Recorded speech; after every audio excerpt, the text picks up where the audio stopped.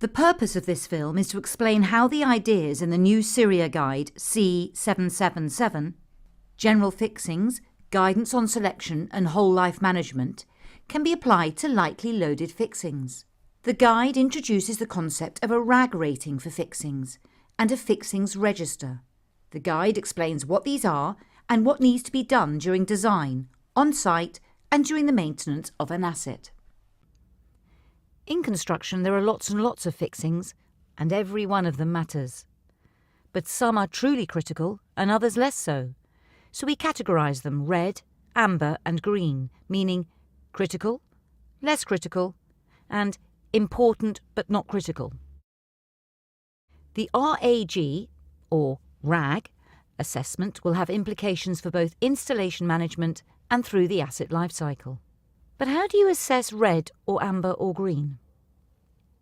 The answer to that question is in the guide, but to summarise, it's all about the likelihood of failure and the consequences.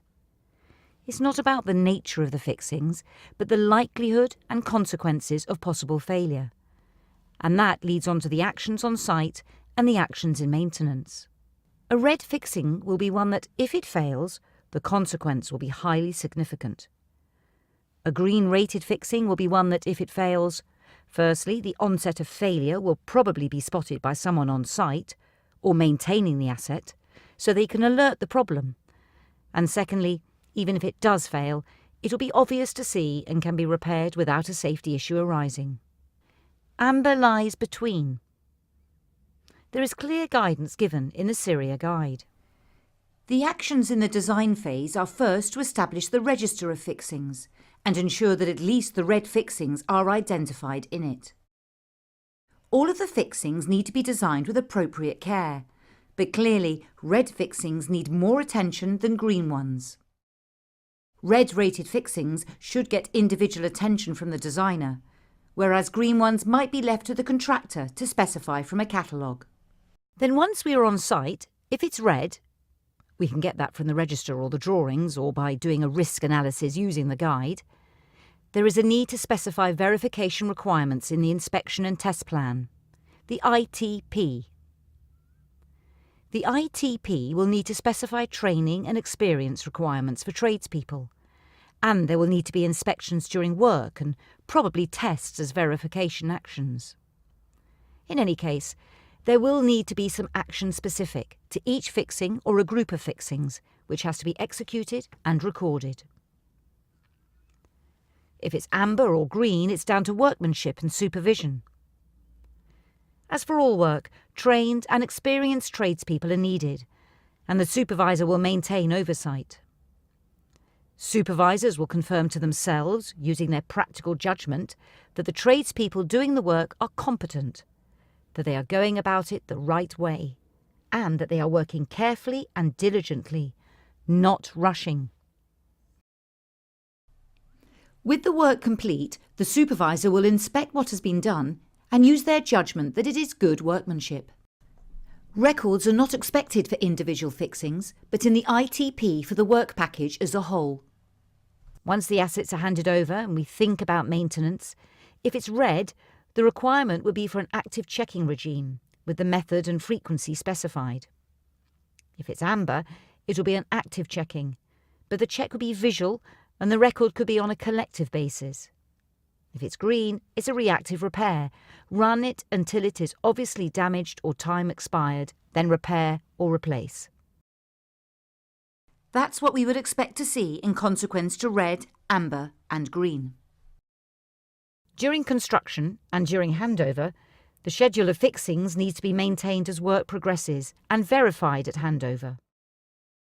The register then forms an important part of the asset register, especially the fixings with red and amber status, which are the ones that will be critical if they fail and need an active management regime. Lightly loaded fixings have a wide variety of uses and installation contexts on a daily basis in our site operations.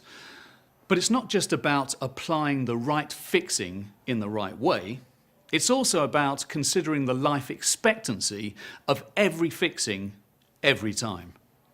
It's vital that they are appropriately secured in every situation. In public spaces, this has a special significance, where one small oversight can have considerable consequences. This film will demonstrate the benefits of the Syria Guide and the RAG rating for fixings to help you get it right all the time. I'm here today with Anna and with Rupert, who provide on-site governance and technical expertise.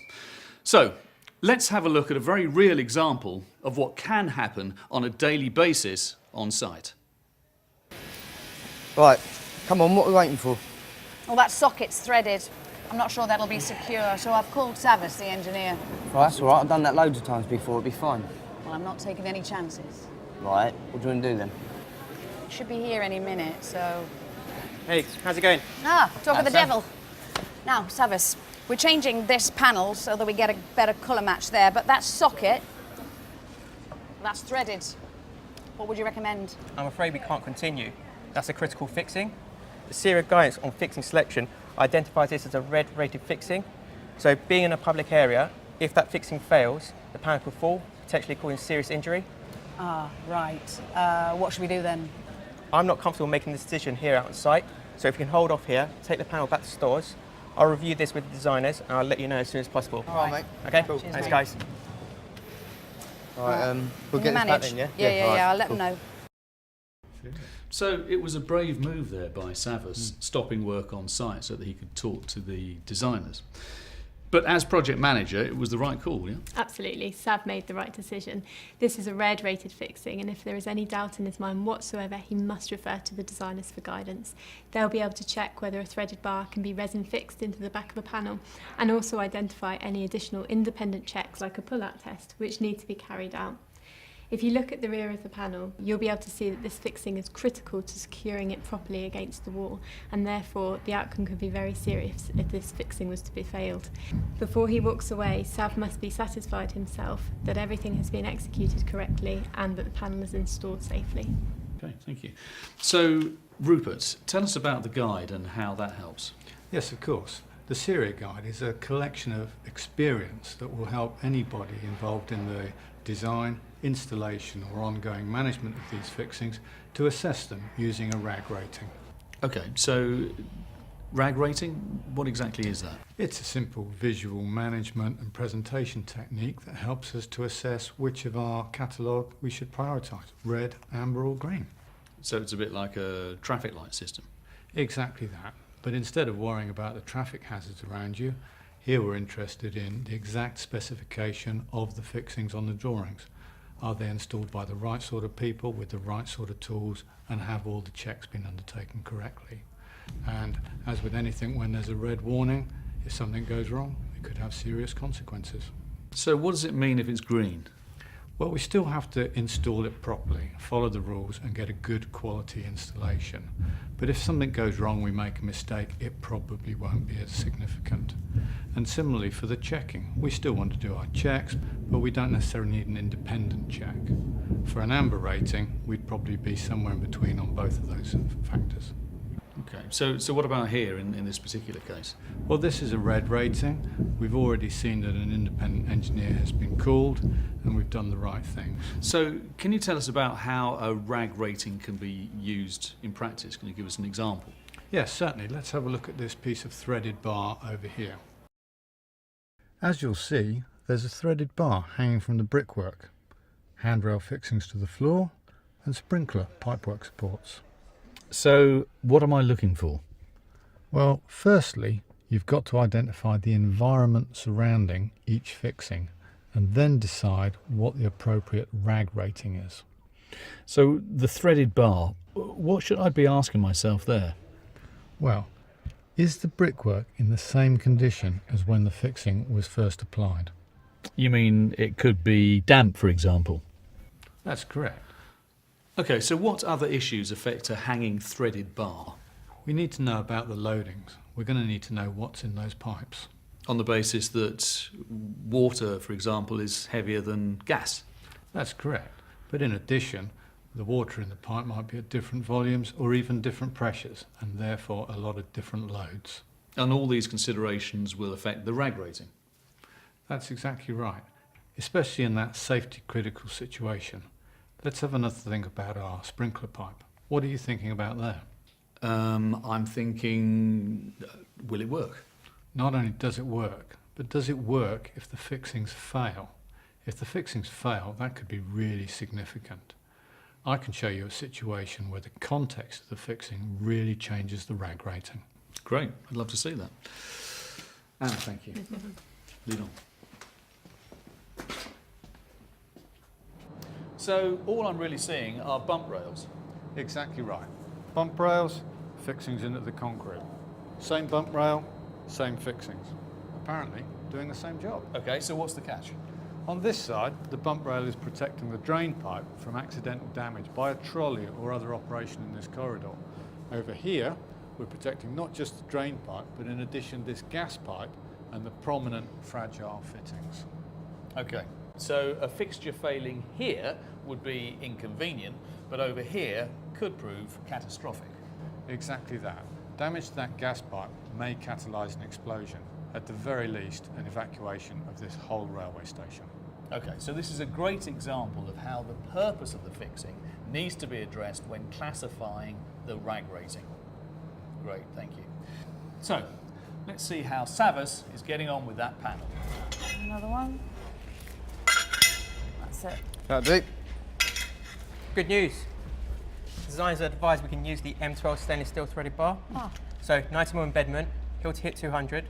Make sure we blow out the hole before applying the resin. I'll let you know when it's cured. I'll bring out the pull-out test and I'll sign the ITP.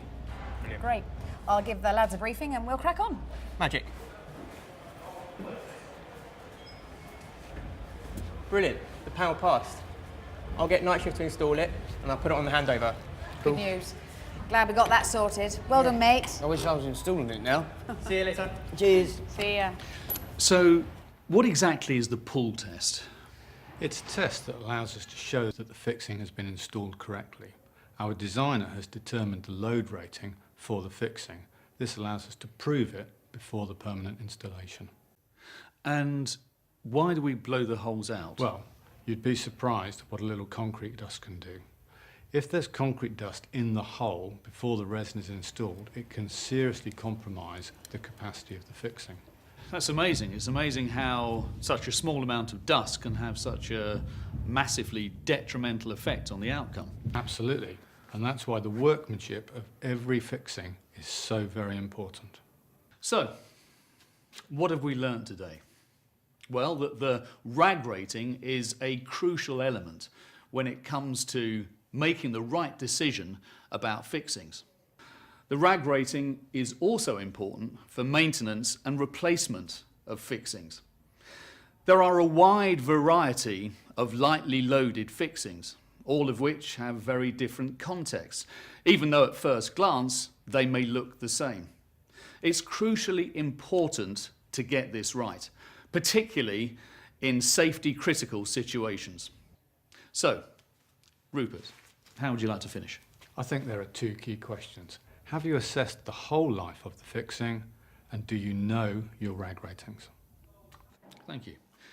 So, with that in mind, let's bring this film to a close as we remind ourselves of the wide variety of fixings that we call lightly loaded.